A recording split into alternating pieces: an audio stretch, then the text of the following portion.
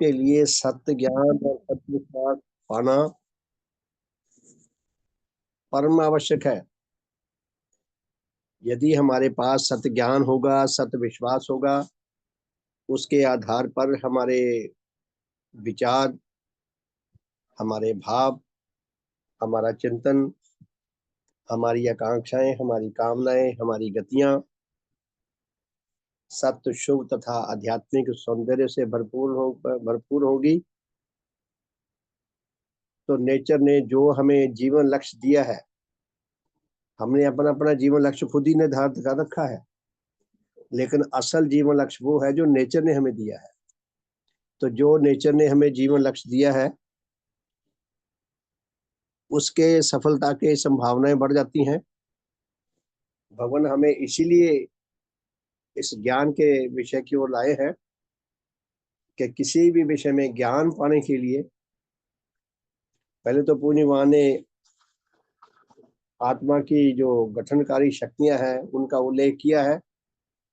भगवान ने आत्मा की जितनी भी शक्तियां हैं उन सबको 8 वर्गों में, 8 श्रेणियों में बांटकर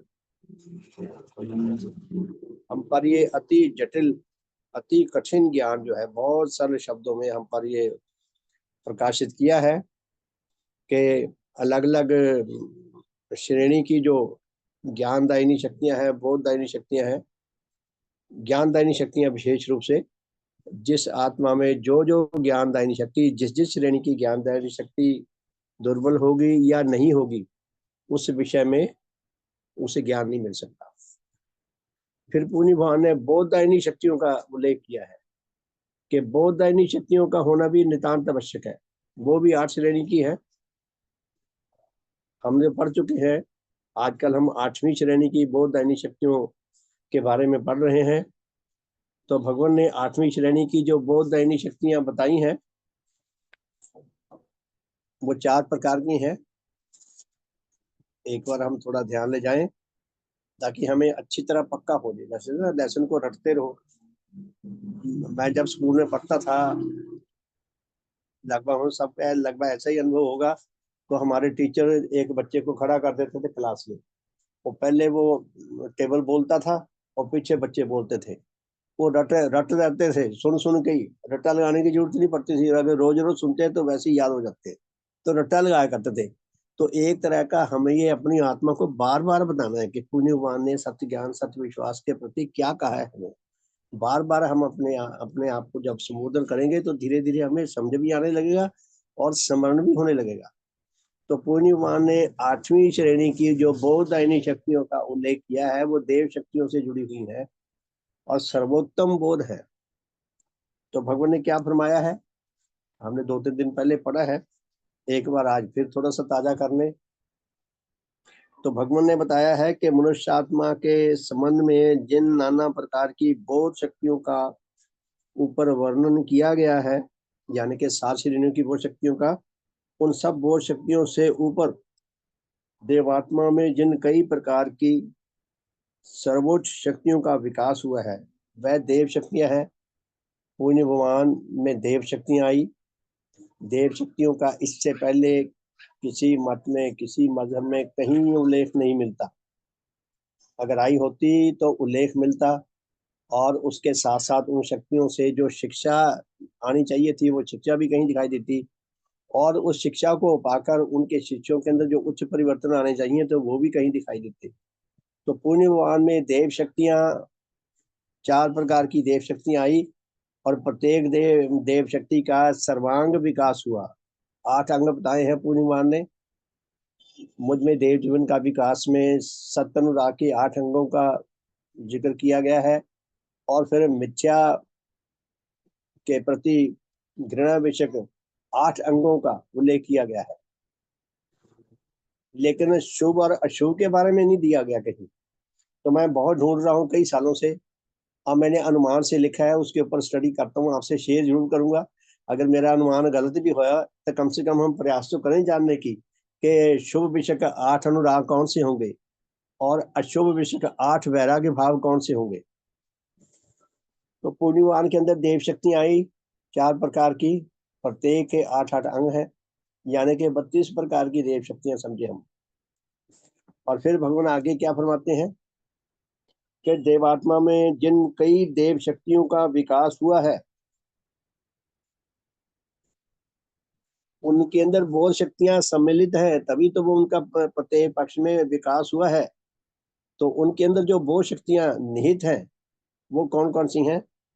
भगवान कहते हैं नेचर के प्रत्येक जगत के संबंध में सत्य और केवल सत्य ज्ञान के लिए पूर्ण अनुराग जिस मनुष्य की आत्मा में सत्य ज्ञान प्राप्त करने के लिए अनुराग नहीं होगा, उसको उस विषय में सत्य ज्ञान नहीं मिल सकता।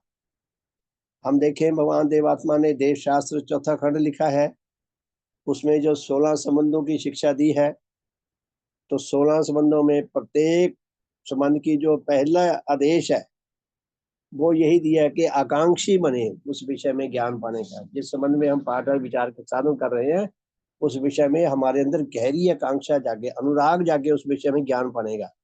अगर हमारे अंदर अनुराग होगा तब तो शायद हमें ज्ञान सत्य ज्ञान मिल जाए। तब भी जरूरी नहीं है कि सत्य ज्ञान मिल जाएगा। अगर हमें सतगुरु नहीं मिला, अनुराग हमारे अंदर है, वो भी ऐसी ढीला हो जाएगा। अनुराग के साथ साथ हमें भगवान भी मिल गए, हमारे अनुराग का सही सदुपयोग होने लग गया। तो भगवान कहते हैं अगर उसका अनुराग होगा सत्य ज्ञान पाने का, जिस विषय में अनुराग नहीं होगा उस विषय में सत्य ज्ञान नहीं मिलेगा। और दूसरी, नेचर के प्रत्येक जगत के संबंध में सब प्रकार के मिथ्या विश्वासों के लिए पूर्णांग घृणा के नेचर में प्रत्येक जगत के संबंध में ज्ञान के नाम पे जो मिथ्या ज्ञान फैला हुआ है उसके प्रति हमारे अंदर पूर्णांग घृणा होनी चाहिए, प्रत्येक पक्ष में घृणा होनी चाहिए।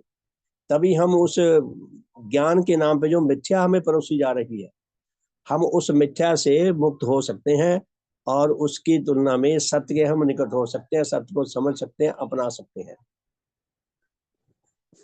तीसरे प्रकार की बोध शक्ति भगवान फरमाते हैं कि नेचर के प्रत्येक जगत के संबंध में, चार जगत हैं, चारों जगतों के संबंध में हित व शुभ के लिए पूर्णांग अनुराग, चारों जगतों के प्रत्येक अस्तित्व के लिए जिस जिस का से अस्तित्व का शुभ करने का हमें अवसर मिला,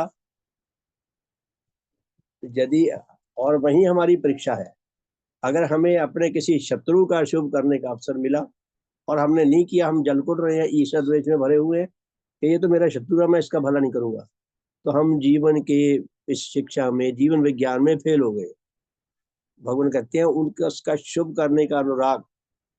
भगवान ने और लोग गमन से कुछ दिन पहले या कुछ घंटे पहले ये शब्द कहे हैं। उन्होंने कहा कि मैंने किसी को, किसी व्यक्ति को कभी घृणा नहीं की। हाँ, जो लोग नीच जीवनधारी हैं, जो लोग सुधर ही नहीं सकते, जो पूर्णतः अनाधिकारी हैं, मैं उनके साथ प्रेम स्नेह या उनके साथ निकटता तो नहीं रख सकता, लेकिन मैंने कभी किसी के लिए घृणा नहीं की। उन्होंने एक व्यक्ति का नाम भी लिया था। हमें पता होना चाहिए, हमारी परीक्षा होती है, भगवान हर परीक्षा में पास हुए हैं। भगवान ने कहा कि मुझे पंडित देवव्रत ने बहुत सताया है, जिसको भगवान ने समाज से निकाल दिया था। और भगवान ने कहा कि यदि मुझे आज भी पता लग जाए पंडित देवव्रत कहीं गिरा पड़ा है, उसको सहायता की जरूरत है, तो भगवान कहते हैं सबसे पहला व्यक्ति मैं हूंगा उसकी सहायता करने वाला। तो प्यारे धर्म साथियों, हम समझ सकते हैं कि भगवान क्या कहना चाहते हैं कि चारों जगतों के जिस भी अस्तित्व का हमें शुभ करने का अवसर मिला, जितना बड़ा हमारा वो शत्रु है, अगर हम उसका शुभ करने के लिए तुरंत तैयार होते हैं, इसका अर्थ यह है कि शुभ के प्रति हमारे अंदर कुछ सम्मान अवश्य है। तो उसका शुभ करने के लिए हमारी परीक्षा है कि हम शुभ के लिए आगे बढ़ते हैं या नहीं। तो भगवान क्या फरमाते हैं कि नेचर के प्रत्येक जगत के संबंध में हितवा शुभ के लिए पूर्ण अनुराग। भगवान कहते हैं कि चारों जगतों का जो भी अस्तित्व है, जिसकी भी हानि हो रही है, चाहे वो मेरे बड़े से बड़ा शत्रु हो, जब भी मुझे कभी उसका उसका सहायता करने का, उसका भला करने का अवसर मिला, तो मैं पीछे नहीं हटूंगा। अगर पीछे हट गए फिर अनुराग कहेगा। तो जब अनुराग हो, वैराग्य हो, तब उस विषय में हमें सत्य ज्ञान मिल सकता है, समझ आ सकता है, अन्यथा समझ नहीं आ सकता। वो कहावत है ना बड़ी पुरानी, कि जाके पैर ना पड़ी बियाई, वो क्या जाने पीर पर आई। जिसके पैरों में ब्याइयां नहीं पड़ी, ब्याइयां होती है ना, वो एड़ियां फट जाती हैं और उनसे दर्द होता है। जिसके पैरों में कभी ब्याई नहीं पड़ी, उसको दूसरे का दर्द नहीं समझ आ सकता। अर्थात दूसरे के दर्द को वही समझ सकता है जिसके अपने अंदर वैसा दर्द हो। तो चौथे प्रकार की वो शक्ति का भगवान ने उल्लेख किया है, वो है नेचर के प्रत्येक जगत के संबंध में सब प्रकार के अशुभों के लिए पूर्णांग घृणा। जितने भी प्रकार के अशुभ हैं, अगर किसी अस्तित्व का, चारों जगतों में से किसी भी अस्तित्व का किसी पक्ष में अशुभ हो रहा है और हमें दिखाई देगा, तो भगवान कहते, सॉरी क्षमा करना, मैं जो गलत चला गया था। भगवान फरमाते हैं कि नेचर के प्रत्येक जगत के संबंध में सब प्रकार के अहितों व अशुभों के लिए घृणा। अगर चारों जगतों में कोई भी अस्तित्व कोई अशुभ कर गति करता है, नीच चिंता करता है, नीच गति करता है, उसके जीवन से दूसरों की हानि होती है, तो उसके प्रति आजकल जेलों के बाहर भी लिखा था, आपने कहीं पढ़ा होगा, कि कैदी से घृणा ना करो, कैदी से घृणा मत करो, उसकी चिंतन से, उसके व्यवहार से घृणा करो, भी किस तरह का वो पामूल का व्यवहार कर रहा है। तो भगवान क्या फरमाते हैं कि अगर कोई अस्तित्व दूसरों के लिए अशुभ कर है, हानिकारक है, तो उसकी उस चिंता से, उस गति से मुझे घृणा है। तो ऐसा व्यवहार जो है वही सत्य और शुभ को स्थापित कर सकता है, मिथ्या और अशुभ को वही समाप्त कर सकता है, जितना जो अनुराग और वैराग्य की सीमा तक पहुंच गया। तो पुण्य भगवान आगे क्या फरमाते हैं, ये आठवें प्रकार की जो बोधदायक शक्तियां हैं, उनके द्वारा जो ज्ञान भगवान को मिला है वो हम में से किसी को नहीं मिला, क्योंकि हमारे अंदर वो ना देव शक्तियां हैं, ना देव शक्तियों से जुड़ी हुई बोध शक्तियां हैं। इसलिए हमें ना तो किसी की मृत्यु, आत्मिक मृत्यु दिखाई दी है, ना हमारे अंदर कोई तरस आया, ना हमने कोई संग्राम किया, ना हमने नौकरी त्याग किया, ना हमने जितने भी प्रकार के दुख तकलीफें वो उठाई हैं। उनके ठीक उलट हम आत्मांधकार में बुरी तरह ग्रस्त हैं, नीच सुख रागी है, नीच घृणाकारी है, इसलिए हमारी दुनिया और है, भगवान की दुनिया और है। तो पूर्णी भगवान ने आगे जो स्पष्ट किया है, कुछ बातें और कही हैं कि सत्य ज्ञान पाने के लिए इससे और ज्यादा सूक्ष्म गए हैं पूर्णी भगवान। तो क्या कहते हैं भगवान, कि किसी विषय में सत्य ज्ञान की प्राप्ति के लिए इन आठों प्रकार की बोध शक्तियों के अतिरिक्त, किसी विषय में सत्य ज्ञान की प्राप्ति के लिए उस विषय के संबंध में प्रत्येक सत्य के प्रति यथेष्ट अनुराग। अच्छा, ये तो हमने पढ़ लिया था। भगवान कहते हैं कि हमारे अंदर जांच पड़ताल की के प्रति भी हमारे अंदर अनुराग होना चाहिए। कोई भी विश्वास सत्य है या मिथ्या है, उसको जानने के लिए हमारे अंदर गहरी आकांक्षा होनी चाहिए, ऐसे सहज विश्वासी ना बने। तो हम ये पढ़ रहे थे, भगवान ने परीक्षा विधि के प्रति जो बात कही है, तो परीक्षा विधि के बारे में हमने 3 बातें पढ़ी थी। हम क्या फरमाते हैं कि एकमात्र नेचर ही सत्य है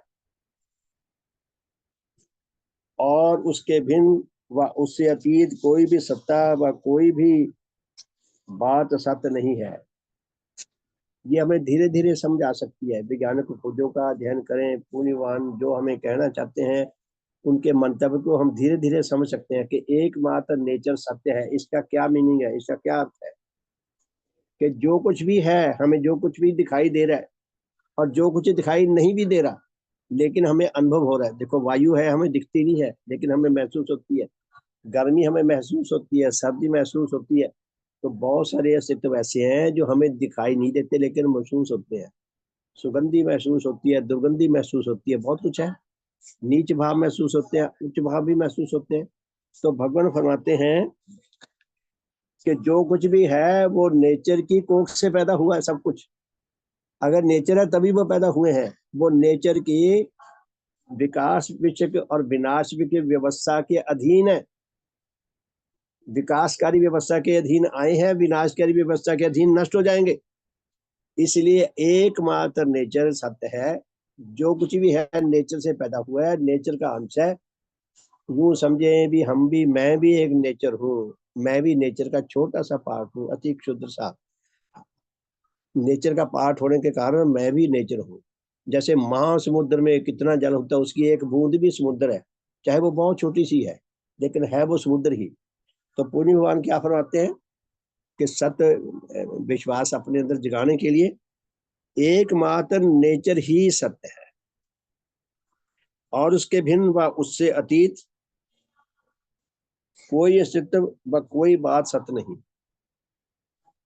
सरल शब्दों में जो जो अस्तित्व, जो बात वैज्ञानिक विधि से जांच के दायरे में नहीं आती, वो गप है, सीधी बात है बस। वो गप है इसलिए तो नहीं आती। अगर सत्य होती तो नेचर के नियमों के अधीन होती, नेचर की कोख से वो पैदा हुआ होती है सत्य। दूसरी बात, नेचर के क्या अजीवित और क्या जीवित जगतों में जो जो कुछ परिवर्तन हो रहा है, वह उसके जिस जिस जगत में और जिस जिस विधि के द्वारा हो रहा है, वह विधि अनाप शनाप नहीं। नेचर में हर पल परिवर्तन का क्रम चल रहा है। एक सेकंड के लाखवें हिस्से में भी परिवर्तन का क्रम रुकता नहीं, हर क्षण चल रहा है, निरंतर चल रहा है और सदा चलता रहेगा। और चारों जगतों के प्रत्येक सूक्ष्म से सूक्ष्म, स्थूल से स्थूल अस्तित्व में, और प्रत्येक जीवित शक्ति में और प्रत्येक अजीवित शक्ति में ये परिवर्तन का क्रम चलता रहता है, ये रुकता नहीं। इसीलिए भगवान कहते हैं नेचर का ये क्रम जो है ना परिवर्तन का, ये चल रहा है, लगातार चल रहा है और चलता रहेगा। वह कभी कुछ और कभी कुछ और नहीं हो सकता, क्योंकि ये अटकल पच्चू नहीं है। अटकल पच्चू होता है किसी की मर्जी से। वो एक फिल्मी गाना आता था, आपने सुना होगा, कभी मैं नोट करूंगा। गाना बड़ा जबरदस्त था, मेरी मर्जी, मैं चाहे ये करूं, मैं चाहे वो करूं, मेरी मर्जी। वो लिखूंगा मैं, गाना बहुत शानदार है। ये मर्जी नहीं किसी की। नेचर में ऐसा कुछ भी नहीं होता, ना अच्छा ना बुरा, जिसके पीछे आधार भूमिका किसी नियम की ना हो। ये अकाट्य सत्य है नेचर के बारे में। अगर नेचर 100% सच्ची है हर विषय में, तभी वैज्ञानिक विधि से उसकी जांच हो सकती है। अगर नेचर में कभी कुछ हो गया, उसी घटना के उन्हीं नियमों के पूरा करने से कभी कुछ हो गया, कभी कुछ हो गया, कभी कुछ हो गया, तो वो ऐसे ऐसी ऐसी घटनाओं की अगर जांच नहीं हो सकती, तो इसका सरल सा अर्थ है कि नेचर विश्वास के योग्य नहीं है। वो उसका स्टैंड बदलता रहता है। वो कहते हैं ना, अगर किसी व्यक्ति का स्टैंड बदलता रहे, अरे ये क्या व्यक्ति है, इसका स्टैंड बदलता रहता है, हम इसके पीछे इसके प्रति क्या धारणा बनाएं, उसकी जांच कैसे करें। कभी वो कुछ कह देता है, कभी कुछ कह देता है। तो नेचर सदा सत्य रहती है। बुरी से बुरी घटना के लिए भी नेचर के अंदर आधार भूमि मिलेगी, और अच्छी से अच्छी घटना के लिए भी। ऐसी कोई बुरी से बुरी या कोई अच्छी से अच्छी घटना नहीं है जिसके पीछे नेचर के अटल नियमों की भूमिका ना हो। तो भगवान क्या फरमाते हैं, इसलिए नेचर सदा ही विश्वास के योग है, पूर्ण विश्वास के योग है। नेचर की इसी अटल विधि को नेचर के नियम कहते हैं। तीसरी बात हमने पढ़ी थी परसों, परसों का मतलब शनिवार को, जबकि नेचर में उसके किसी नियम के विपरीत कोई भी घटना उत्पन्न नहीं होती और नहीं हो सकती। हमने कोई भी घटना उत्पन्न करनी है, उसके लिए हमें आधार भूमिका नेचर की क्या है, नेचर में कौन सी घटना पैदा हो सकती है, उसके नियम क्या है, वो हम जान लें, वो नियम पूरे कर दें, घटना पैदा हो जाएगी। नियम पूरे नहीं करेंगे, घटना पैदा नहीं होगी। नेचर में बहुत कुछ संभव है, बहुत कुछ असंभव है। जो संभव है उसके लिए भी बहुत संग्राम करने की जरूरत है, ज्ञान पाने की जरूरत है, अनुभव पाने की जरूरत है, और फिर वो करने की जरूरत है प्रैक्टिकली, व्यवहारिक रूप में। तब वो परिणाम पैदा हो सकते हैं जैसे हम चाहते हैं। और नेचर में बहुत कुछ असंभव भी है। जो इम्पॉसिबल है, असंभव है, वो कभी नहीं हो सकते। जैसे हम सुबह और शाम को नहीं मिला सकते, दो नदियों के, दो नहरों के किनारों को नहीं मिला सकते। बहुत सारी बातें ऐसी हैं जो इम्पॉसिबल है। जो इम्पॉसिबल है उनके ऊपर टक्करें मारना, अपनी मेहनत वेस्ट करना है। तो पुण्य भगवान क्या फरमाते हैं कि जबकि नेचर में उसके किसी नियम के विपरीत कोई भी घटना उत्पन्न नहीं होती और नहीं हो सकती, इसलिए नेचर के किसी नियम के विपरीत, किसी नियम के विरुद्ध नाना मनुष्यों ने धर्म के नाम से व किसी अन्य नाम से जो जो शिक्षाएं दी हैं व जो जो मत फैलाए हैं, वह सब के सब मिथ्या है, और वह सब मत पूर्णतः मिथ्या है। तो धर्म के नाम से या किसी भी विषय में जो जो शिक्षा नेचर के नियमों के विपरीत बताई गई है, वो सब मिथ्या है। मिथ्या है, उस पर विश्वास करेंगे तो हमारी आत्मा की हानि होगी। भगवान की सारी शिक्षा का मूल जो है, प्रत्येक बात के पीछे आत्म कल्याण है। भगवान कहते हैं कि तुम सत्य ज्ञान पाने के योग्य बनो, सत्य ज्ञान के गहरे तौर पर आकांक्षी बनो, सत्य विश्वास रखने के विश्वासी जिज्ञासु बनो, आकांक्षी बनो। जो धर्म के नाम पे मिथ्या बातें फैलाई गई हैं, उनसे बाहर निकलो, वरना हानि उठाओगे। डॉक्टर भी अगर डॉक्टर के पास आजकल लेके जाते हैं, हालांकि चिकित्सा विज्ञान ने बहुत विकास कर दिया, विज्ञान का बहुत विकास हो गया, डॉक्टर के पास भी जाओ, वो भी विषयों प्रकार के टेस्ट करवाता है। वो टेस्ट करवा के देखता है, फिर जाके वो मरीज के पहले रोग को पहचानने की कोशिश करता है, उसके उसके बाद वो उसका इलाज करता है। जो अच्छे डॉक्टर हैं, वो पहले पूरी तरह कंफर्म कर लेना चाहते हैं कि इसको क्या बीमारी है, क्या कमी है, क्या दोष है, उनका इलाज क्या हो सकता है। तो भगवान क्या फरमाते हैं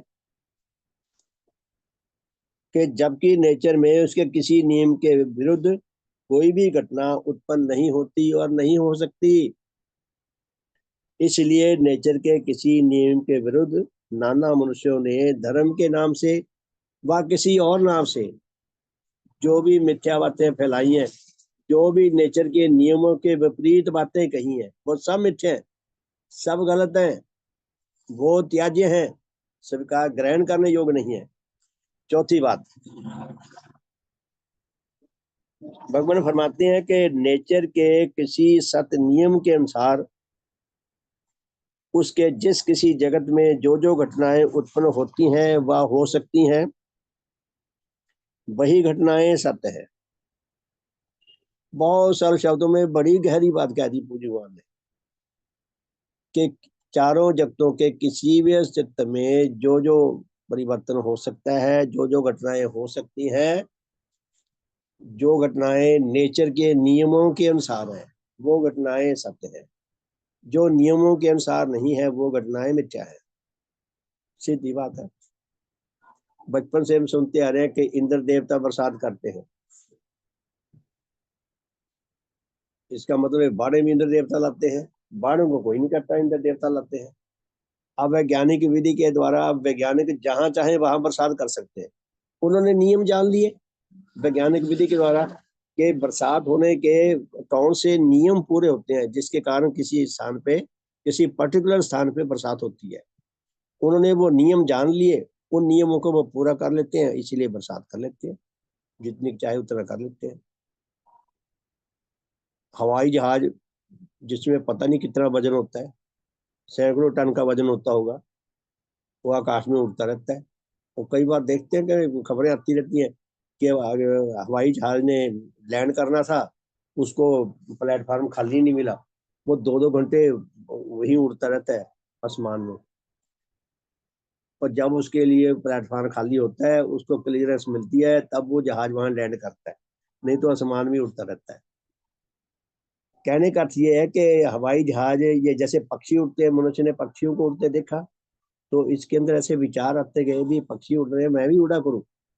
लोगों ने ऐसे ऐसे एक्सपेरिमेंट किए, लोगों ने टांगे तोड़वा ली उड़ने के चक्कर में, ऐसी ऐसी ड्रेसेस बनवा के, मैंने पढ़ी हैं ऐसी चीजें, ऐसी ऐसी ड्रेसेस बना ली जिनमें पंख हो कपड़े के, और वो पहाड़ पे चढ़ के छलांगे लगाई, बेचारे चोटें खा ली। और फिर धीरे धीरे धीरे धीरे इंसान सीख के देखो हवाई जहाज बना लिए। अब तो रॉकेट बना लिए, रॉकेट भी ऐसे बना लिए जो चांद पे चले गए, मंगल पे चले गए, और तो और जो जो ग्रहों के आगे उपग्रह हैं उन पे भी उतार लिए। अब भारत ने छोड़ रखा है एक सूर्य के यहाँ से 15 लाख मील दूर, जिसके आगे सूर्य हमेशा उसके सामने रहता है, एक्सपेरिमेंट कर रहा है वो। हमने देखा है, टीवी में आता हुआ, कितने रंगों में उसकी फोटो दिखाई सूरज की। वो क्या क्या कर रहे हैं वो तो वैज्ञानिक जानते हैं। कहने का अर्थ ये है कि नेचर के जिन नियमों के कारण कोई घटना हो सकती है, संभव है, तो उसका भी नियम जानना, उसके लिए भी गहन अध्ययन करना, उसके लिए भी गहरा अनुभव होना, और उसके लिए भी बहुत पैसा खर्च होता है, बहुत संग्राम होता है, तो वो घटना हम उसकी पुनरावृत्ति कर सकते हैं। जो असंभव है वो नहीं हो सकती। तो भगवान क्या फरमाते हैं कि नेचर के किसी सत्य नियम के अनुसार उसके जिस किसी जगत में जो जो घटनाएं उत्पन्न होती हैं या हो सकती हैं, वही घटनाएं सत्य है। कोई घटना सत्य क्यों है? सत्य इसलिए है क्योंकि वो नेचर के नियमों के अनुसार घटी है। अगर नेचर के नियमों के अनुसार ना घटी होगी तो वो सत्य नहीं है। उन घटनाओं में से किसी भी वास्तविक घटना के भिन्न और जिस किसी बात को सत्य बताया गया है, वह बात चाहे नेचर के किसी नियम के विरुद्ध ना भी हो, फिर भी वह सत्य नहीं है। जो घटनाएं चाहे करोड़ों लोग मानते हो कि यह घटना सच्ची है, लेकिन यदि वो घटना नेचर के नियमों का विरोध करती है, नेचर के नियमों के विपरीत है, तो केवल गप है। अब करोड़ों लोग मानते हैं ईश्वर है, बहुत लोग मानते हैं ईश्वर है, तो ईश्वर का होना या ना होना लोगों की संख्या के ऊपर नहीं है आधारित, कि करोड़ों लोग मानते हैं तब तो ईश्वर है, अगर नहीं मानते तो ईश्वर नहीं है। अगर ईश्वर है तो नेचर के नियमों के अनुसार हो सकता है। नेचर के जो नियम है, अगर वो नियमों को पूरा करता है उसके होने का अस्तित्व, तो वो नियम क्या है ये भी जानना हमारे लिए बहुत आवश्यक है। वो जितने भी अस्तित्व है चारों जगतों के, प्रत्येक अस्तित्व जो है वो अपने होने से नेचर के 4 नियमों की पोषकता करता है, 4 नियमों के सच्चा होने की साक्षी देता है। पहला नियम, प्रत्येक अस्तित्व उसकी डेट ऑफ बर्थ है, जन्म तिथि है, डेट ऑफ डेथ है, उसकी मृत्यु की तिथि है। वैज्ञानिक लोग बताते हैं कि हमारा ये जो भौतिक सूर्य है इसको पैदा हुए 5 अरब साल हो गए, और बताया कि लगभग इतनी ही इसकी उम्र अभी शेष है, 5 अरब साल और जिएगा, फिर ये नष्ट हो जाएगा। चाहे हमें डेट ऑफ बर्थ का पता हो या ना पता हो, लेकिन ये डेफिनेट है, ये बिल्कुल सत्य है कि एक समय ऐसा था जब वो अस्तित्व में नहीं था, एक समय ऐसा आया वो अस्तित्व में आया। हम अपने घरों में देख लें, दूर जाने की जरूरत नहीं। हमारे बच्चे जो बड़े बड़े हो गए, बड़े बड़े अफसर भी बन गए, ऐसा समय था वो बच्चे थे ही नहीं, हम खुद ही बच्चों जैसे थे, बच्चे थे, फिर हमारे विवाह हो गए, बच्चे हो गए, तो एक समय आया। तो प्रत्येक अस्तित्व चारों जगतों का, प्रत्येक, चाहे भौतिक जगत का है, चाहे वनस्पति जगत का है, चाहे पशु जगत है, चाहे मनुष्य जगत का है, प्रत्येक अस्तित्व की डेट ऑफ बर्थ है। जिसकी डेट ऑफ बर्थ नहीं, वो केवल गप है। ये महादेव सीरियल आता था, मैंने ये सीरियल देखा, एक बार आपने भी देखा होगा। उसमें एक सीरियल में महादेव कहते हैं अपने भक्तों को, किसको मुझे याद नहीं, कहते कि मुझे माँ का प्यार क्या होता है, मुझे माँ का प्यार नहीं पता। क्यों नहीं पता? कहते मेरी माँ ही नहीं है, मेरा जन्म ही नहीं हुआ। आप मेरा आशा समझ गए होंगे।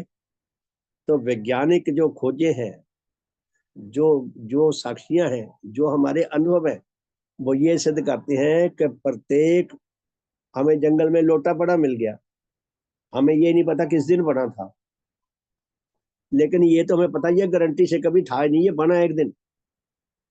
हमारे पास साक्षी है, ये जितने बर्तन हैं ये फैक्ट्रियों में बनते हैं, उसी तरह लोटा भी बनाया होगा किसी ने। तो दूसरा सत्य ये है कि प्रत्येक अस्तित्व जो भी है, चारों जगतों का, किसी भी जगत का जो भी अस्तित्व है, उसके अंदर वजन है, वेट है। वो जड़ पदार्थों से बना है। भौतिक जगत के जड़ पदार्थों से उसका जो आकार युक्त उसका जो शरीर है वो बना है जड़ पदार्थों से। ऐसा कोई अस्तित्व नहीं जिसका शरीर ही ना हो। ऐसा अस्तित्व केवल गप है, क्योंकि इसकी आज तक कहीं साक्षी नहीं मिली, कहीं प्रमाणित नहीं हुआ। अब सूक्ष्म आत्माएं आती हैं, आपने साधन देखे हो तो मैंने तिपाई का साधन देखा है। वो तिपाई हिल रही है, जैसे मेज वो होता है ना, स्टोव, छोटा सा मेज है जो साधन करते हैं वो, तो वो जो हिलती है, घंटों घंटों हिलती है, वो करते हैं उससे साधन। दिखाई तो कोई नहीं दे रहा, लेकिन वो सूक्ष्म शरीरधारी है, स्थूल स्थूल शरीर है। वो सूक्ष्म है, अति सूक्ष्म है, लेकिन है वो जड़ पदार्थों से बना हुआ, और उसके अंदर शक्तिमय आत्मा है। तो प्रत्येक अस्तित्व जड़ युक्त है, आकार युक्त है। ऐसा कोई अस्तित्व नहीं जिसका आकार ना हो, जड़ पदार्थों से ना बना हो। तीसरा सत्य, प्रत्येक अस्तित्व शक्ति युक्त है। ईंट में भी शक्तियां हैं, उसके करोड़ों बारीक बारीक कण रेत के, उनको पकड़ के बांध के रखा हुआ उसकी बेजान शक्ति ने। अगर वो शक्ति ना हो तो वो ईंट धुएं की तरह उड़ देगी, वो सारी रेत बिखर जाएगी। वो बांध के रखती है। तो प्रत्येक अस्तित्व शक्ति युक्त भी है, जड़ युक्त भी है, शक्ति युक्त भी है। और वैज्ञानिक अनुसंधान जो है, एक बार नहीं करोड़ों बार सिद्ध करते हैं सत्य बात को, और हम साधारण रूप में हम अपने देख सकते हैं सामने। और चौथा सत्य यह है कि प्रत्येक अस्तित्व अपने साइज के हिसाब से स्थान घेरता है। प्रत्येक मनुष्य जितना लंबा है, जितना मोटा है, जितना चौड़ा है, उतनी वो जगह घेरता है। एक 10 बाई 10 कमरे में एक व्यक्ति बैठा है तो जगह काफी है। दो और आगे जगह थोड़ी कम होगी, 10 और आगे जगह और कम होगी, 20 और आगे 10 बाई 10 के कमरे में जगह और कम होगी, 100 भी आ जाएंगे ठूस ठूस के। उसके बाद एक समय ऐसा आ जाएगा कि रत्ती भर भी उसके कमरे में जगह नहीं बचेगी। क्यों नहीं जगह बची? उन सब ने अपने अपने जितना साइज का अस्तित्व उतनी उतनी जगह घेर ली। तो प्रत्येक अस्तित्व, चारों जगतों का प्रत्येक अस्तित्व अपने साइज के हिसाब से स्थान घेरता है। तो हम दोबारा लौटते हैं, भगवान क्या फरमाते हैं। भगवान कहते हैं कि नेचर के किसी सत्य नियम के अनुसार उसके जिस किसी जगत में जो जो घटनाएं उत्पन्न होती हैं वह हो सकती हैं, वही घटनाएं सत्य हैं। उन घटनाओं में से किसी भी वास्तविक घटना के अतिरिक्त अन्य जिस किसी बात को सत्य बताया गया है, वह बात चाहे नेचर के किसी नियम के विरुद्ध ना भी हो, फिर भी वह सत्य नहीं है। प्रत्येक घटना, प्रत्येक बार, प्रत्येक अस्तित्व जो नेचर के नियमों के की पोषकता करता हो, वो सत्य है, क्योंकि वो जांच के दायरे में आ सकता है। उसकी जांच पड़ताल करके सत्य के परिणाम हम लाभ कर सकते हैं। बाकी जो है वो ज्ञान के नाम पे शोर है, बस वो त्याग के लायक है। उससे हमारा भला नहीं होगा, हानि होगी। भगवान ने कल्पना प्रियता को, अगर कोई कल्पना प्रिय है मनुष्य, उसको कल्पना प्रियता आत्मिक रोग का है।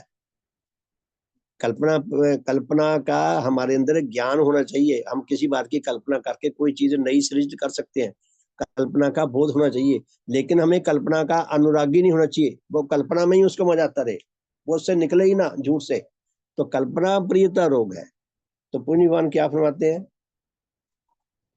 इन चार महासत्यों के देखने के योग्य होने पर यदि कोई भी पक्षपात रहित जन उनकी कसौटी के द्वारा इस पृथ्वी के धर्म संप्रदायों के विविध प्रकार के विश्वासों व मतों की परीक्षा करना आरंभ करें, तो उस पर भली भांति प्रमाणित हो जाएगा कि नेचर मूलक और विज्ञान सम्मत एकमात्र देव धर्म की शिक्षा के अतिरिक्त इस पृथ्वी के सारे धर्म मत मिथ्या हैं।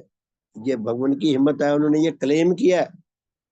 भगवान ने तो वैज्ञानिक आधार का उद्घोष किया वैसे, लेकिन ये भगवान की हिम्मत है, उन्होंने क्लेम करके ये कहा भी है कि सब मिथ्या है, क्योंकि ये नेचर के जो विश्वव्यापी अटल नियम है, सत्य नियम है, इनकी शिक्षा उन नियमों के अनुसार नहीं है। इनकी शिक्षा जांच के दायरे में मिथ्या प्रमाणित होती है, झूठ प्रमाणित होती है, इसलिए झूठी शिक्षा ग्रहणीय नहीं है। और कहते हैं यदि इन मिथ्या मतों के विश्वासियों को उनके किसी प्रकार के भी मिथ्या विश्वास को इस परीक्षा विषय कसौटी के अनुसार सत्य प्रमाणित करने के लिए चुनौती दी जाए, तो वह कभी भी उस चुनौती को स्वीकार करने का साहस नहीं करेंगे। ये हम पहले वैसे पढ़ चुके हैं 3-4 दिन पहले। तो भगवान ने चुनौती देने की अपनी विधियां रखी कि आओ, एक मत के लोग आए कि हम अपनी परीक्षा करवाते हैं, लेकिन वो उसमें चले गए, फेल हो गए, क्योंकि उनकी जो शिक्षाएं हैं, जो तथाकथित शिक्षाएं हैं, सीधी बात है, वो नेचर के अटल नियमों के अनुसार नहीं है। अगर अटल नियमों के अनुसार हो तो ये तो प्रमाणित हो सकता है वो सच में। वो अलग बात है कि वो हितकार है शिक्षा या हानिकारक है, लेकिन ऐसा हो सकता है बहुत सारी बातें ऐसी हैं जो सच्ची है लेकिन हानिकारक है, वो विषय अलग है। तो भगवान कहते हैं कि उनकी शिक्षा सबकी जो है वो अननेचुरल है, जांच के दायरे में नहीं आ सकती, हम किसी सही परिणाम पे नहीं पहुंच सकते, इसलिए उनकी शिक्षा ग्रहणीय नहीं है। हम ग्रहण करेंगे तो हानि उठाएंगे। तो उसके लिए हमने ये पढ़ी थी जांच विधि, भगवान ने अपनी जांच विधि दी थी। 3 पॉइंट हम पढ़ चुके थे, अब हम चौथे पॉइंट पे आते हैं। ये मैंने रिपीट इसलिए किया ताकि हमें थोड़ा और अच्छी तरह समझ आ जाए। तो भगवान ने ये जो दिए थे 3 विधियां, वो हम पढ़ चुके हैं। देवशास्त्र खंड द्वितीय खंड के पेज नंबर 49 पे देखिए आप, जांच की विधियां जो दी हैं 3 हमने पढ़ ली थी, अब चौथी विधि पढ़ते हैं। तो भगवान फरमाते हैं कि जो चैलेंज दिया उन्होंने दुनिया के सारे तथाकथित मतों को, वो कहते हैं कि हम एक डिब्बे में 4 धागे अलग अलग लंबाइयों के डालकर और उसे बंद करके एक मेज पर रख देंगे। आपके अंतर्यामी संत सतगुरु उन धागों की ठीक ठीक लंबाइयां बताएं।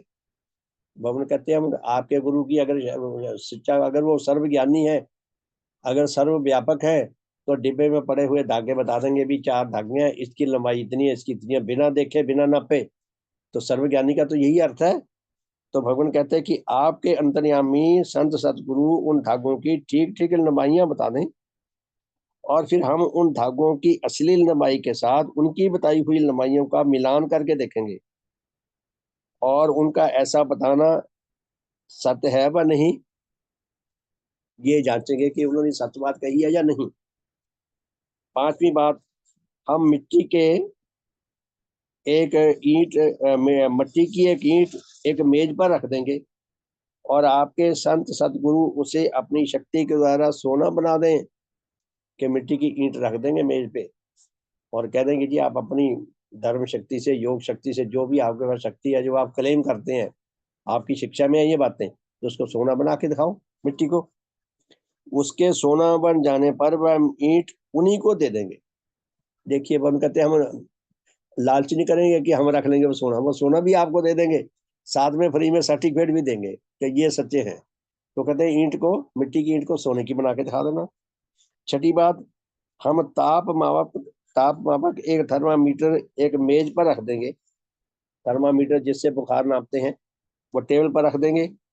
आपके संत सतगुरु अपनी शक्ति से उसके पारे को 1 मिनट के अंतर 10 डिग्री ऊपर चढ़ा दें व 10 डिग्री नीचे उतार दें। कि अगर आपके गुरु सर्वशक्तिमान है तो वो थर्मामीटर में से उसका जो पारा है, जिस डिग्री पे खड़ा है, वहां से 10 पॉइंट नीचे ले जाए 1 मिनट के लिए, 1 मिनट के अंदर अंदर, या 10 मिनट ऊपर दिखा दें, हम मान जाएंगे कि इनके अंदर शक्ति है जी। 7वीं बात, एक ऐसे लैंप से जो बिजली की शक्ति से रोशन हो सकता है, बिजली की रौ का सिलसिला काट दिया जाएगा और वह उसे अपनी शक्ति व अपने योग बल से 1 मिनट तक फिर ज्योतिर्मान कर दें। लैंप, बल्ब जो बिजली से चलता है, वो कहते हैं कि हम बिजली स्विच ऑफ कर देंगे, बल्ब बुझा देंगे, और आपके गुरु अपनी धर्म शक्ति की, अपनी योग शक्ति के, जो भी उनके पास शक्ति है, उसके अनुसार वो उस बल्ब को जला के दिखा दे, बिना बिजली की धारा उसके अंदर छोड़े हुए 1 मिनट तक वो बल्ब जलता रहे, तो हम मान जाएंगे कि भी ये बिल्कुल सच्चे गुरु हो। 8वीं बात, एक गमला जिसमें हरे पत्तों का एक जीवित पौधा लगा हुआ होगा किसी मेज पर रख दिया जाएगा, और आपके गुरु साहब अपने योग बल से उसके हरे पत्तों को 1 मिनट तक के समय में लाल रंग के पत्ते बना दे। कि आपके गुरु जो है, जो गमला रखा हुआ जिसके हरे पत्ते हैं पौधे के, उसको लाल पत्ते बना दें अपनी योग माया से, अपनी शक्ति से, अपनी योग्यता से। 9वीं बात, हम एक घड़ी की चाल बंद करके उसे मेज पर रख देंगे, और आपके गुरु उसे स्पर्श करने के बिना, आपके गुरु उस घड़ी को छेड़ेंगे नहीं, हाथ नहीं लगाएंगे, स्पर्श करने के बिना अपनी शक्ति के बल पर उसे फिर से चला देंगे। अगर वो ऐसा कर सकेंगे तो हम मान जाएंगे कि वो सच्चे गुरु है ये। 10वीं बात, कुछ गीली मिट्टी किसी डिब्बे में बंद करके एक मेज पर रख दी जाएगी, और आपके संत सतगुरु अपनी शक्ति से 1 मिनट के अंदर उसके भीतर 1-1 इंच के व्यास की कुछ गोलियां बना देंगे। गीली मिट्टी गूंद कर आटे की तरह वो रख देंगे, और आपके गुरु अपनी शक्ति से, मिट्टी को छेड़ना नहीं उन्होंने, अपनी शक्ति से छोटी छोटी गोलियां बना देंगे। जब आपके गुरु ने या ईश्वर ने ये बड़े बड़े सूरज चांद सितारे बनाए, बड़े बड़े घोड़े बनाए हैं मिट्टी के, तो ये छोटी सी गोली बनाना तो बहुत आसान है उनके लिए। तो भगवान आगे क्या कहते हैं कि इस प्रकार की सब परीक्षा एक पब्लिक सभा में की जाएगी। भगवान कहते हैं ये जो कुछ भी जांच की विधि है, ये आम पब्लिक के सामने होगा सब कुछ, और उसमें नाना संप्रदायों के चुने चुने हुए माननीय जन कम से कम 100 की संख्या में वर्तमान रहेंगे। अलग अलग मतों के, अलग अलग धर्मों के कम से कम 100 विद्वान उस जांच विधि को अपने सामने परखेंगे कि आप जो आप क्लेम कर रहे हो वो सच है या नहीं, ठीक है या नहीं। यदि आपके संत सदगुरु इस परीक्षा के द्वारा सच्चे प्रमाणित हुए, तो उसी समय उन चुने हुए जनों में से 12 जनों के हस्ताक्षर करा के उनकी इस सफलता पर उन्हें एक लिखा हुआ सर्टिफिकेट दिया जाएगा। कि अगर आपके संत सतगुरु जो क्लेम करते हैं अपनी शिक्षा में, अगर वो उसमें सिद्ध हो गए, उसने सच्ची प्रमाणित करके दिखा दी, तो 12 लोगों के साइन करवा के वो सर्टिफिकेट दिया जाएगा आपको कि ये सच्चे गुरु हैं। और यदि वह इस परीक्षा में फेल हो गए, असफल रहे, तो वही 12 जन उनके झूठे होने का सर्टिफिकेट लिखकर तैयार करेंगे। फिर झूठा सर्टिफिकेट भी तैयार करेंगे, ये धोखेबाज है, कपटी है, झूठ बोलता है, ये जो ये क्लेम करता है वो है नहीं बात, और उस पर अपने अपने हस्ताक्षर करेंगे। और उसकी तस्दीक के लिए, उसकी वेरिफिकेशन के लिए, उसकी कंफर्मेशन के लिए आपके संत सतगुरु को भी उस पर अपने हस्ताक्षर करने पड़ेंगे। कि अगर वो पराजित हो गए, तो उन 12 लोग साइन करेंगे कि ये अपनी परीक्षा में फेल हुए, और आपको भी, आपके गुरु को भी साइन करने पड़ेंगे कि हाँ जी मैं फेल हो गया। अपनी असफलता स्वीकार करनी पड़ेगी, नहीं तो बाहर जाके लोग, आजकल नेता लोग क्या करते हैं कि मेरी जो मैंने बयान दिया था वो इन्होंने समझा नहीं, इन्होंने कुछ का कुछ शब्द समझ लिया, तो लोग चोर दरवाजे रखते हैं भागने के लिए। तो भगवान ने किसी को चोर दरवाजा नहीं छोड़ा भागने के लिए। तो भगवान क्या फरमाते हैं कि ऐसा सर्टिफिकेट है जो नाना अखबारों में प्रकाशित किया जाएगा, आपके झूठा होने का या आपके सच्चे होने का। अगर आप सच्चे हैं तो सच्चे होने का, अगर आप फेल हुए, असफल हुए, झूठे हैं तो झूठा होने का। फिर आगे भगवान क्या कहते हैं, अब यदि आपके संत सतगुरु जी के उपरोक्त दावे सच हैं, आपके गुरु जी जो क्लेम करते हैं उनकी धर्म शिक्षा में कि हम ये करते हैं, हम ये कर सकते हैं, यदि वो सच्चे हैं, और यदि आप भी उन्हें सच्चा मानते हैं, तो फिर आपको इस चैलेंज को स्वीकार करने में कोई टाल मटोल नहीं करनी चाहिए। तो भगवान कहते हैं कि आप हमारे चैलेंज को स्वीकार करो और मैदान में आओ, अपना टेस्ट कराओ। आप इस लेख के मिलने पर 40 दिन के अंदर अंदर पूज्य भगवान देवात्मा ने संवैधानिक विधि से भी उनको हर तरीके से उनको सही दिशा दी। तो भगवान क्या कहते हैं, भगवान कहते हैं कि आप भी उन्हें, भगवान कहते हैं आपको, फिर आपको इस चैलेंज के स्वीकार करने में कोई टालमटोल नहीं करनी चाहिए। आप इस लेख के मिलने पर 40 दिन के अंदर अंदर इस चैलेंज को स्वीकार व ना स्वीकार करने के संबंध में पता दें। आपको हम चैलेंज भेज रहे हैं लिख के रजिस्टर्ड लेटर में, अगर स्वीकार करते हैं तो एक्नॉलेजमेंट के तौर पर हमें चिट्ठी भेजें कि मैं जी आपका चैलेंज स्वीकार करता हूँ, जो समय तय हुआ है, जो स्थान तय हुआ है, जो टाइम तय हुआ है, उसके अनुसार मैं आकर परीक्षा देने को तैयार हूँ। अगर आप स्वीकार नहीं करते तो वो भी लिख कर दें, नहीं तो लोग कह रहे हैं अब तक हमें तो चिट्ठी नहीं मिली, हमें तो चैलेंज नहीं मिला।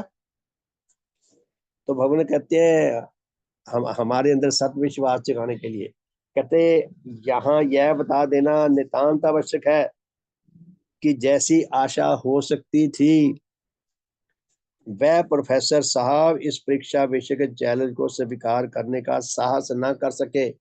भगवान ने जो चैलेंज दिया था वो प्रोफेसर थे पढ़े लिखे, उन्होंने इस चैलेंज को स्वीकार करने की हिम्मत नहीं की, साहस नहीं किया, और इसलिए उन्होंने उसे स्वीकार ना किया, इस चैलेंज को, भगवान के चैलेंज को स्वीकार ना किया। प्यारे धर्म साथियों, भगवान भगवान आमंत्रण करते हैं कि आओ हमारी शिक्षा को स्टडी करो, इसको गलत प्रमाणित करो, हम इसको बदल देंगे या छोड़ देंगे, आप गलत प्रमाणित तो करो। और भगवान कहते हैं आप क्लेम करते हो तो फिर उसी परीक्षा में आप भी आओ। तो प्यारे धर्म साथियों, हमारा कितना बड़ा सौभाग्य है, हमें कैसे सतगुरु मिले हैं, कैसे भगवान मिले हैं, महाबली हैं भगवान, असाधारण है, सदा सदा के लिए दी बेस्ट है भगवान देवात्मा। मेरा ये विश्वास है कि यदि कभी ऐसा वार्षिक कंपटीशन होने लग जाए, जैसे मिस यूनिवर्स, मिस्टर यूनिवर्स होते हैं ना कंपटीशन, कि सबसे सुंदर कौन है व्यक्ति मेल में और फीमेल में, miss universe, mister beautiful, mister universe, miss universe, ऐसे अगर कभी आध्यात्मिक दृष्टि से कंपटीशन शुरू होने लग जाए कि सबसे सुंदर आत्मा कौन है, तो हर बार भगवान देवात्मा जो है वही विजेता रहेंगे, भगवान को कोई डिफीट नहीं कर सकता। हमें ऐसे सतगुरु, ऐसे गुरु मिले हैं, हमारा कितना बड़ा सौभाग्य है। हम महसूस करें अपने सौभाग्य को और अपने सौभाग्य को सुरक्षित रखने का प्रयास करें, इसको सुदृढ़ बनाने का प्रयास करें, इसको आत्मसात करके उसके अनुसार जीवन जीने का प्रयास करें और भगवान के प्रति अनुराग सूत्रों से बनने का प्रयास करें। मैं ऐसा कर सकूं, आप सब ऐसा कर सके, हम सबका शुभ हो, सबका हित हो, सबका मंगल हो, सबका ज्ञान हो। सबका बहुत बहुत धन्यवाद, आपने बड़ी धैर्य से ये सुना, बहुत बहुत धन्यवाद। तो जय ध्वनि करके फिर रात को मिलेंगे 8:40 पे। भगवान देवात्मा की जय, भगवान देवात्मा की जय, भगवान देवात्मा की जय, भगवान देवात्मा की जय। सबका शुभ हो, सबका हित हो, सबका मंगल हो, सबका कल्याण हो। बहुत बहुत धन्यवाद, शुभ संध्या। तो फिर रात को मिलते हैं जी 8:40 पे, और कल सुबह मिलेंगे 5:30 पे। बहुत बहुत धन्यवाद, सबका शुभ हो, हित हो, मंगल हो, कल्याण हो।